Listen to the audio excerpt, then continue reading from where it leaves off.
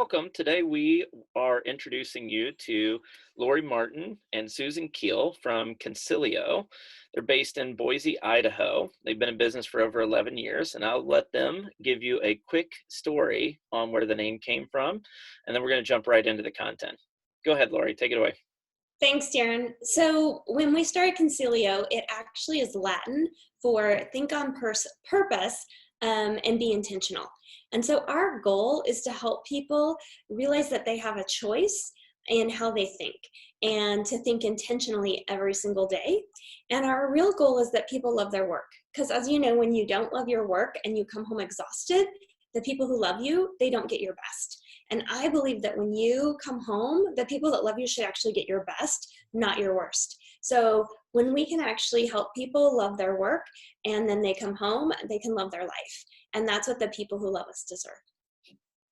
That's awesome. I love it. And that very much aligns with kind of Cloverleaf's general philosophy. Why we started Cloverleaf is we wanted people to do their best work and for that to really spill over into the other parts of their life. And so it's a story that we tell regularly. And I love that the name Consilio has its roots in an approach and a philosophy that is really kind of what Cloverleaf got founded under. So why don't you go ahead and talk to us today about what you focus on and what you are focusing on and how to be more present in that on a daily basis.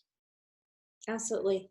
I think if we can have one thing, we kind of like to start off anything we do with the one takeaway.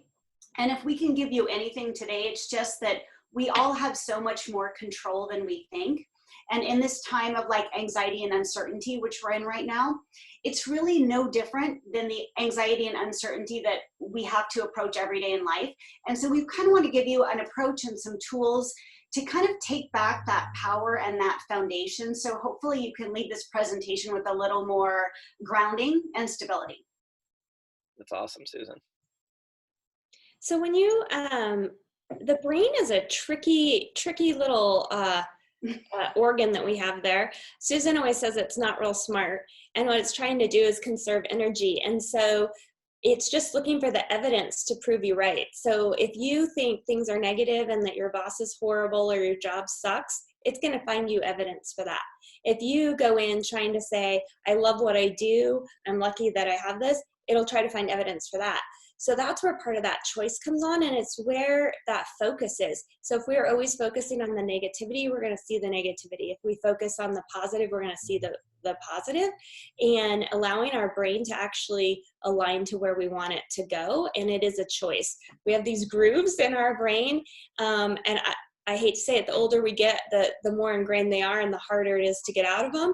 And so you do have to make that conscious choice to decide how you want to live your life. Do you want to keep going this way, or do you want to reprogram it? Yeah, I feel like that's so relevant today too, because I hear so many people talk about, watching the news, especially in the middle of a pandemic, and it really just becomes this drag on people's lives. And I've encouraged people over and over the last few weeks to just turn the TV off and focus on the things that you can focus on, right? There's still life happening in front of you, and there are still things that you're in control over, and let's focus on those things and creating a plan and action steps for moving those things forward instead of dwelling on the things that you have no control over, like finding a vaccine or creating more masks or more protective equipment for healthcare workers. So let's just stay focused on the things that's in front of us, and I think this is going to be a really relevant conversation today.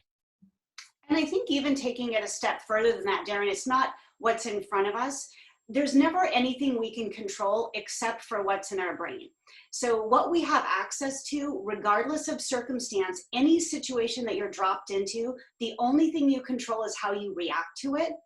And so if you look at it in that light, we're not really experiencing anything unusual. What we would really like people to do is understand what their brain is doing. And our brain, Lori said, I say it's not smart, but what I say is we need to tell our brain what to do. And we've been told our entire lives to listen to other people, listen and respect other people's opinions. But our brains, we need to tell our brain what to do, because otherwise it does this beautiful protection thing. And anything that seems uncomfortable, it tries to avoid us or pivot us away from. So right now, everything is uncertain and our brain goes into panic shutdown mode. So we go into that fight or flight. And that's a choice. And we don't think it is because it's a subconscious pattern, right? It's a habit we have of thinking. And so today we just want to open up and explore why our brain works like that and how to hijack our DNA so we can actually be more optimistic. And Darrin, I have to say, the last couple of weeks I was just not myself, and I was just not as motivated and all of that. And on Sunday I was like, you know what, Lori, you have a choice. You teach this, like you coach this, you have a choice. And I'm like, you know what, this is a really unique opportunity. I have 30 days. And what do I want to do? I can either choose to have good habits or I can choose to have bad habits. And I'm like, this is a unique opportunity where I can get up and take a walk every day. I can get up and work out every day. I can journal. Like I'm at home. I have, my schedule is really mine at the moment. And so I could think, oh my gosh, I'm at home and I'm not seeing, like, what am I going to focus on? What am I going to choose? And it was funny last night, my husband and I had just finished dinner and my husband's like, you've worked out every day this week. And I'm like, I know. And he's like, yeah, I'm using this as an excuse not to. And I go, or you could use it as an excuse too, like I am. And I'm like, it's a choice. Like you can totally do that. So again, you can choose how you're going to react to it. And this week has been a much better week, just making those choices. That's awesome. Yeah, it's funny. My wife and I are going through something similar as well. I'm actually losing weight just because, like even phone calls, my only choice oftentimes, especially with loud children in the house, is to just go for a walk around in the neighborhood, and doing a lot more of that stuff with the AirPods in and just having the call. And it pays off. And so it's either that or it's, I'm going to stay at home and bake more bread and more baked goods and eat more of those things. So it really is. It's so funny. Everyone's kind of going through that process right now and trying to figure out how to, establish new patterns, establish a new rhythm that's going to work for us and keep us sane in the midst of this. So I think very, very relevant conversation. So when we are thinking about cultures and organizations. So I see up here on the screen right now, over 70% of culture initiatives fail, 68% of employees are not engaged. As we're thinking about the workforce and our own organizations, how does this play out? What we find is, if you think back on anything that you want to institute in your life, most people know why that they want to change and what needs to be done. We know that we need to work out more. We know that we need to eat healthy. We know that we need to build trust on our teams. We know that we need to increase motivation with those around us. It's the how part that we fail to integrate. And the how part is because that's internal, because we don't realize how much of our brain is subconsciously programmed to procrastinate, to have a habit of perfectionism, to have a habit of deferring or deflecting. And so these negative thinking patterns, and I hate to label them bad or good, but they either serve us or they don't. And so it's being mindful of how people on your team are wired up to what's their work style, what's their communication style, how are they motivated. That's kind of why we love Cloverleaf so much, is because it gives you these micro doses every single day of things that you may forget to ask. And Lori and I find when we go train inside companies, teams can have worked together for over a decade and they know very, very little about each other. And so Cloverleaf provides that little tiny tidbit every day that you can say, hey, I read this, is this true? And so when we go in and train, that's what it's about. It's like, how do you make those shifts to actually make a culture initiative relevant? Because people are jaded and frustrated with things not working.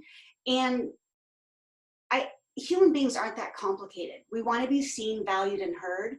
And if you can really take that step back, be intentional, and find out what makes someone else feel valued, that goes so far in making an initiative take hold and get traction. Yeah, that's awesome. One of the things I think about, with those really basic kind of human needs, and I agree with you, we will sometimes say people are complicated, but you're right. I think it does come back to a few basic kind of absolutes. And one of the things I think about is kind of the messages that businesses are sending out right now in the midst of COVID-19. And, I'm getting 30 of these things a day, from everything from like my auto mechanic telling me that I need to wash my hands more, to, airlines that are telling me, no, it's totally fine. It's safe to fly with us. And oftentimes in the midst of this, the companies and the organizations that I've seen to be most effective is really kind of coming back to some of those basic needs. Like, what do you need from us, right? Like, how can we be helpful? And we're just here, and we're not going away. We're still here, and call us if you need help, or maybe even more so, just proactively reaching out and say, how can I help you right now? I know this has got to be a tough situation. So it really is. It's not overly complicated. We tend to make it a bit more complex than what it really is. And Darrin, I love that you brought that up. So I'm just gonna, take a sidetrack here. I have a CEO that we coach in Boston, and she did a beautiful rollout job when everyone went. She had some remote people, but everybody had to go home. And she just immediately got her staff together and said, we're going to figure it out. You're also going to have your kids at home. I get that. And it's going to look different. And she's like, but your job is not in danger. We're going to work through it. If you need to at 2:00, take your kids outside, and then that's what you do. If you're going to be teaching them. But she did psychological safety. And that team, of all the teams that we are working with, they've adjusted the best, and they're the most productive right now, because from that day one, she gave them psychological safety. And they're, most of them have kids, and their moms and dads are home, and it's kind of chaotic, but she created that. I have other CEOs that are like, I don't know, we might have to lay you off, but now you're going to have to go home, and you're going to have to, and they're not as productive because their brains can't focus on that, because now they're scared. And so one of our big tenets is, are you going to choose to lead out of love or fear? And when you lead out of love, like our CEO in Boston, I was going to give her name, but better not. She created psychological safety, and people are more productive. And when you do fear, you get the opposite. And we have people that go a little off course. I think fear, we need to define fear, because I think anxiety, worry, hesitation, all of those things fall into that fear category. Because if you haven't really heard the love fear thing, some of our leaders say, well, I'm not fearful, but everyone does that. Imposter syndrome, anxiety, that self-doubt that creeps in, all of that is fear. And so the flip side, love being not the soft, squishy emotion, but the most powerful, motivating, insightful, guiding emotion that you can have. And you really can never lead out of two places. So when we say love versus fear, it's not like I'm afraid. It's, you have to be mindful. If you're leading out of anxiety, worry, uncertainty, you're in fear. So it's that primal versus powerful mode. And we're just always like, be aware when you're here, you can always flip to love, or that like motivation, confidence, grounding, all of those things that you want to provide as a leader. Yeah, that's great. Do you have, Lori, I know you have a bigger deck here. I do. Should we move Should we this go on to forward? the next slide? Yeah, it's a good conversation. Don't we have 8 hours together? I'm like, do we we could. options on 2x so we can speed this up if you want? Oh, yeah. No, we're totally fine. I think we're targeting about 25 minutes. So I want to make sure that, 8 hours, people might tune us out at some point. So I'm trying to avoid that. I don't know. We could get really entertaining. You never know. So we kind of talked about this in the beginning. So many people, it's kind of where our name came from. So many people that we coach, they are like, well, when I get a different boss, or I get a different job, or my husband gets a different thing, or my wife does it, we're always waiting to change, and you don't have to wait. And our thing is, people always say, well, you hit rock bottom and then you change, or you need to hit like worst case scenario. And we're like, you don't. You can choose to change today. Right after this call, we can say, you know what, wherever you're going to drop me, I'm going to rise. Here's why. I'm going to elevate those around me, or I'm going to wait for those around me to, rub off on me. But you're always in control. And I think the whole thing about it needs crisis for change it's just been proven false. And it's one of those things we're really big on language matters. People say change is hard. Change is not hard. Change is uncomfortable for the brain to process. There's nothing about change that's hard. And we've been exposed to change since we were born. Like, it's such a normal part of our life. The expectations around change are what we've created. And so we want to say, you don't have to wait. What are you waiting for? And why? Because if you can articulate why you're waiting, it really puts the power back in your corner. And that's what we want to give people, is the confidence to be able to move forward. Yeah, really all crisis does is give you a reason or a rationale for moving, right? But it shouldn't necessarily spur it. Just, I think what we tend to see is, and I've even thought a lot about this in our current circumstances, because, people being furloughed or laid off, or, massive changes in an organization's workforce, or, an overall economy's workforce, it will definitely cause people to reevaluate, right? If you're sitting around, it's like, oh, before it was safe and comfortable, and yeah, maybe I had issues with the role that I was in, or I had issues with the culture of the organization that I work for, but it was safe and it was comfortable, and I had this paycheck, and there were so many reasons why I could convince myself to stay in that environment. But now, in a crisis type situation, I think it'll cause a lot of people to reevaluate the path that they're on, because suddenly the thing that was kind of holding them there, that was safe to be in that spot, isn't there anymore. So it opens up this world of possibilities. You're right. To your earlier point, Susan, they could have made that change in the midst of that, but they chose not to. But now they're being forced to make a choice, potentially, to move in a different path. And I think that a lot of people will choose a different path. You know what I think is really cool about this time is, whenever this ends and we go back to, it will never be the same normal. So the new normal that we're creating is so awesome, because we get to co-create what that looks like. Like, if you want a different normal, now's the time to make a new normal. And I think, how great would it be collectively if we all decided we actually want to connect as human beings, and we're going to value this loss of connection that we've been forced to have right now. Because what we know about isolation and loneliness, it's the most detrimental health problem today. And so we've been forced to be in loneliness and isolation. And how great would it be is if we put more value on the actual human beings that are doing the work in companies, instead of the revenue and the bottom line. For sure. And I think it will definitely increase the level of empathy around some of those issues of isolation and depression. And, before it was pretty easy to dismiss that.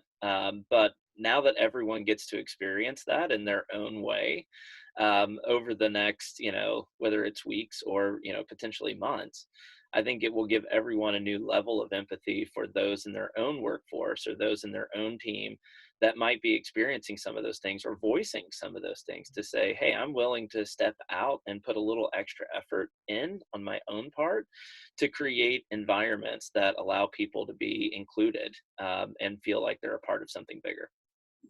And I hope when we go back to work, so often we say, I hate my coworker, I hate my job, I hate my desk, I hate where I'm at. Maybe then, like what you said, Darrin, where we're going to bring more people in. And Susan and I did a poll where, what is it, like 75% of people, 80% of people eat alone at their desks every day? Yeah, 75. 75. And hopefully when we go back, maybe we'll say, hey, do you want to have lunch with me? Or, hey, let's go for a walk. We have a company that's right on the Greenbelt, and it's gorgeous. And they have no one goes out and walks it. And so hopefully we'll encourage some of that, right? Where you're walking with people and having lunch with people again, and not just staring at your computer, because you'll be excited. And I do hope that is, my office looks right out onto the street. And one of the most amazing things for me is to see all the couples and families like walking by. I've never seen that the whole time I've lived here. And now everyone's out walking. And I really do hope we take those kind of habits into the business world, because they easily thrive in both places. We just tend to do a separation of church and state, and we don't need to. Yeah, that's great. Susan, I want to just talk about language matters, just really quickly. So what you say out loud, you're going to have to give me the stat. I forgot the stat again. What you say out loud is more impactful by? What you say out loud is 10 times more impactful than what you think in your brain. And if it's negative, it has a 7 times factor. What that means is if you see something negative outside, the weather sucks, I hate my boss, it's 70% more likely to prime the environment for that to happen. Let's think about that for a second. 70 times more likely for what you're anticipating to happen, you're making it happen by saying it out loud. So instead of maybe focusing on, well, be positive, say something positive, what if we just said, we stop saying negative shit? Like, just stop saying negative things outside to ourselves, to other people. Just that alone increases the possibility of things happening in a hopeful light by 70%. That's powerful. And those are just words that we say out loud. And let's talk about how often people say crap about themselves. I'm fat. I coached a friend today and she's like, I wish I was smarter. And she's super smart. And she says that all the time. Like those things that we say about ourselves, like, let's stop that too. Like, it doesn't just other people, but ourselves as well. It's even like things we've said on this call, like change is hard. That's not true. But we repeat things because we've heard them for so long that we put preface on that being truthful, and they're not. But when you give credence to that by saying it outside your brain, you're just actually helping all of that find confirmation for it. So being really, really mindful of the words you use about yourself, about your family, about your colleagues, about your team, really can transform how much positivity you have in your life. That's great. All right, I've moved us to a new screen right here. And you did it yourself this time, Lori. That was great. Win-win. Win-win. The mental game. So Susan's done, she should have, I call her a neuroscientist, but you know, she's self-certified. So in case you want to, I'm going to do a certification for her because that's what she studies all the time. And so she's done a lot of work on the military and sports. And so Susan, I'm going to let you talk about the mental game and how that all came about and how we're now into the corporate part of it. Sure. So what it started with is my background, a lot of it is in sports training. And they're the first people that really caught on with having performance coaches or people training the mental aspect of it. And it's just recently caught on in corporate America. And at Consilio, we incorporate brain training or mind management in all of our coaching, training, and facilitation because it's the only thing that actually makes things stick. So the premise behind it being the very top in your game, they need every edge possible. And the edge that we're not taking is the mind aspect. And so it started out just in sports where people first had a physical trainer. And then we brought in nutritionists. And then we brought in like every type of coach to give you that slight edge. And the biggest edge now we're doing in sports or any high performance coaching is training the brain. And so what we've realized is we don't get taught that from the time you're a child and you start kindergarten until you enter the workforce. And even then, we're not taught how to actually be resilient. We're told don't be reactive, but we're not shown how to be resilient, how to respond to chaotic circumstances that happen every single day. And so what we do is really take that step back and be intentional and actually, you know, they say anxiety and depression. Anxiety is fear about the future and depression is fear about and worry about the past. So what brain training does, it allows you to be present right now in today, what's happening. And when you allow yourself to be present, you can be more engaged and in service to others. And that's our whole goal at work, is to be in service to others and remove the anxiety that you're not enough, or remove the depression about I didn't live up to what I was supposed to. And so when you can maintain focus and presence, that will actually help team capacity, dynamics, everything at work amplifies. That's the mental game. So, I mean, I've heard a lot about mindfulness, and I think everybody has kind of their own ways of, you know, finding opportunities to reflect and to meditate. And I mean, these are all kind of words that I think are, you know, things that are that are popular in concept.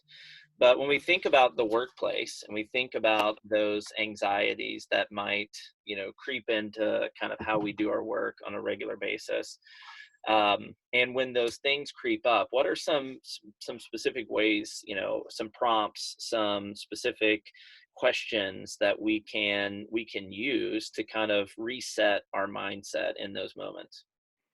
I'll give you a few. So if you're feeling anxiety, we all have a different physical component that we feel when we're getting stressed or embarrassed or ashamed, whether it's a constriction in your chest, whether it's feeling hot. We all know how our body feels differently in those times. And so mindfulness can be as simple as recognizing it right then and asking yourself this: what am I gaining from this? What is this worry giving me? Like, whatever you're feeling, if you can just acknowledge, what am I gaining from this reason? And then saying, what's a better offer? Is it better to feel calm than fearful? Yes, you can choose to do that. And it doesn't happen overnight. Like, I wish, Darrin, I could give you this quick fix. Like, here's the key. If you do this one thing, you can always go into the present state. It's just not true. But it's like anything else. Confidence is a skill. And so is training your brain to be focused on what you're feeling. And a lot of people can't even name what they're feeling. Like, when they don't feel good, is it, well, I'm upset or I'm angry. Well, what are you angry about? It's like going that layer deeper and really understanding what's causing you to feel this way. And then the layer deeper is, I have the power to change. And it's knowing you have the power every single moment to make a different choice. You don't have to wait for things to right. You don't have to wait for your situation to improve. You have the power right in that moment to change. So when you've done this with teams and with organizations, how do you help them create space for that? Because I think it's a very human emotion, right? Like, we all experience this throughout our day in different ways and to different degrees. But how do you create a space, especially in the midst of like really busy schedules, running from one meeting to the next? Part of the reason why people, 75% of people are eating alone is because they're like trying to eat and work in between meetings, right? And so how are you coaching and how are you helping develop teams and organizations to create the the space to exercise those opportunities? So Darrin, it's like just one thing at a time. And so one of the things that we work on is resilience versus reactivity. And that one like spoke to me a lot when we developed it, because I was a banker for 20 years and I was very reactive. I can admit that. And so when we're reactive, we yell at our staff. We are short with customers. We are like that email that we shouldn't have sent off. Like, those are all things. And so first we like help people see, are you reactive or are you resilient? Like, first, like, be honest with where you are. So it's first that awareness. And then as a team, we actually have people share it. Like, where are you at with that, so that people hear it?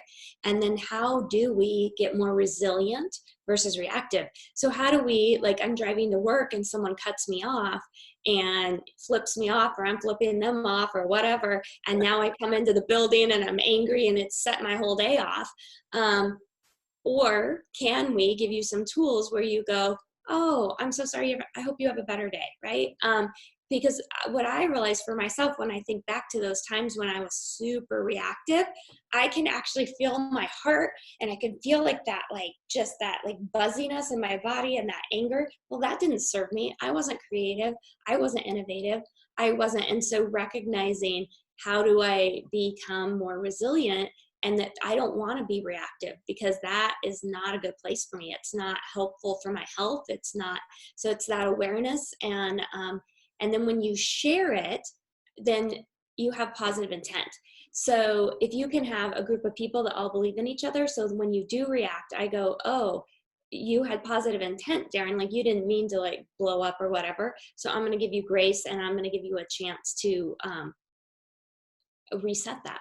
And so that's, as a team, how we can work towards that. And Darrin, another one of the tactical things that we do, and it really grates people the wrong way when we first say it, but we say we want you to plan for thinking time. And people go, I don't have time to do that. So this is what we say. You actually, this is your only job, is to make sure you're thinking strategically and being more helpful to others. And the way to do that is actually slow down and think, And it's so frustrating to people. It's why people think I can't meditate or I can't, practice mindfulness because I don't have the time. And what we've proven to our clients over and over and over again, it actually gives you back time. So if you can say, I'm going to give you 30 minutes a day to actually be intentional and think through what I need to do, you gain time back. And if they believe us initially and they go, fine, I'll do it, what we find is in spades, the teams go, we need more time for strategic thinking. We need time, and it's not wasted time. So when you block it off on your calendar, it's not like people can schedule over it. It's a time where you're actually choosing to think about amplifying your performance. And what happens is the more time you have to do that, the more you get done, and the more productive meetings are, and the more productive your team communication is. But you have to reframe the meeting to meeting mentality that everyone leaves the day in 8 hours of the day and they still have their whole work day to do. Yeah, it's so funny. I got two quick stories on that. So one, for me personally, where I notice that I'm not creating enough of those spaces, and I do think it's extremely valuable, is if I get in the shower and I have new thoughts that I haven't thought before, then it's like, oh my gosh, the only time in my day that I've created space for this, where I've tuned out all of the other noises, right? So whether that's podcasts or, stuff at home and, like getting into that grind where it's meeting to meeting, thing to thing, event to event, is when I notice that I'm getting all of these great ideas in the shower, and I'm like, oh gosh, that's because this is the only space that I have left in my day for those thoughts to come up. And I'm like, Mayday, that's a warning sign, right? Major red flag. And it's like, okay, what do I need to do to reset and create space in my calendar to have those? But you know what's funny is they've done research and people are the least creative at guess where? Work. Yeah, The shower. I totally believe that. It's like, it can't be the shower. It can't be the shower. Where people get the most ideas is in the shower and on the drive to work. Yeah. Work is the least creative and innovative place that we have. That's tragic. We spend a majority of our time at work, but there's no denying that's not where we get the ideas. It's when we wake up in the middle of the night with an epiphany, or in the shower, or in the drive. And that's because our brains aren't occupied with other things. That tells you everything that you need to know. So Darrin, one of the things that we are big proponents on, and it's hard even for myself, but what we do, we wake up, what's the first thing most people do? They pick up their phone, pick up their iPad, they turn on the TV. If you will wait 1 hour from waking up, and we'll start with 20 minutes because people freak out about the hour. I would prefer an hour. And you don't pick up any electronic and you don't turn on the TV, go for a walk, journal, read. But our brains are meant for output when we wake up because they're rested. We've done that REM. We've been problem solving at night. We're not meant to input, but what we do is we do input right when we wake up, and we lose all of our creativity, all of our own thoughts, all of our innovation. So if we would let our brains do what they're supposed to, which is we wake up, don't be putting that news in there, or I don't know, reality TV, whatever that is when you first wake up. Or the worst email and let your boss set you off before you even put your feet on the floor. Give yourself, you will have a much better day, outlook, everything, if you just won't start your day out by putting that in your head. And that's another pattern of thinking, right? So when we wake up and the first thing we do is let someone else set our intention on how we're going to show up that day, we are giving away our power right when we get up to someone else. And if you, even your children, if they're screaming and needy, like you're giving away to someone else what you should do. You should set your intention for the day. Today I'm showing up confident and engaging. Today I'm showing up peaceful and zen. However you choose to show up every day, you have to own that. And if you don't, make no mistake, someone else is owning that for you. That's great. All right, I'm gonna start to wrap us up here, guys. In terms of next steps, where can people, how can they, these are all great tips. I think we're in the midst of an environment where obviously we can think about taking different approaches.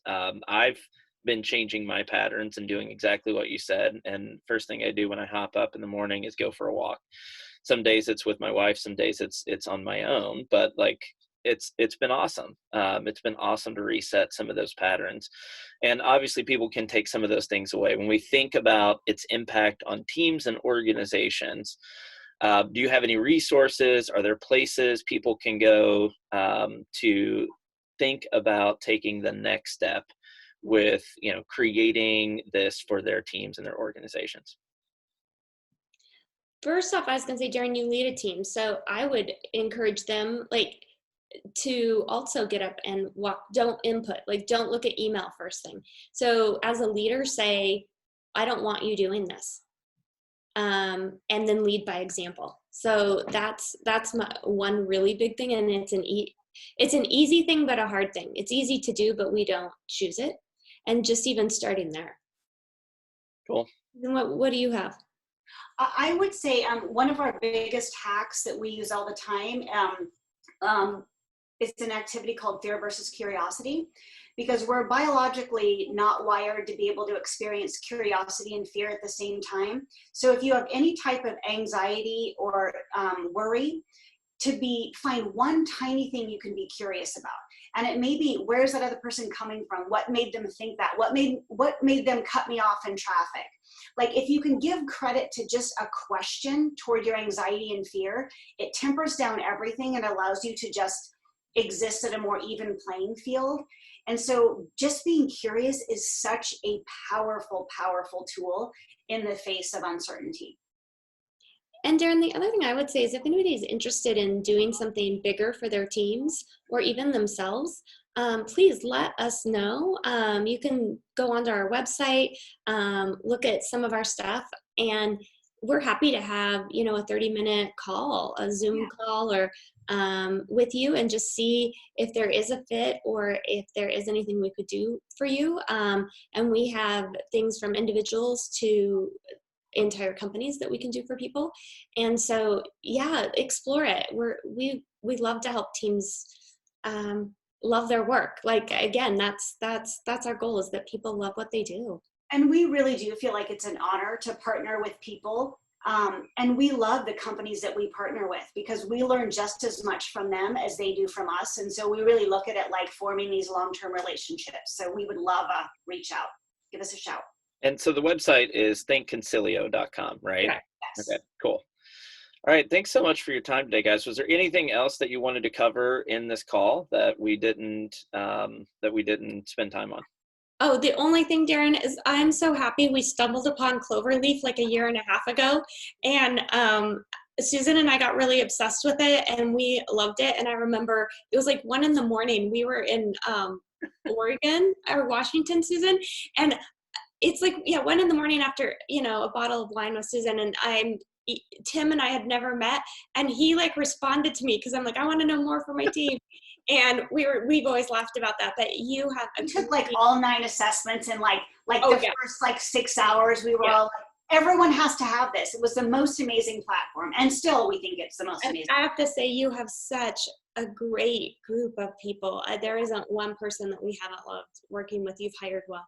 That's awesome. Thank you so much. We did use our product for that. I always say we're a good team, and Cloverleaf says that we're a good team. So it must be.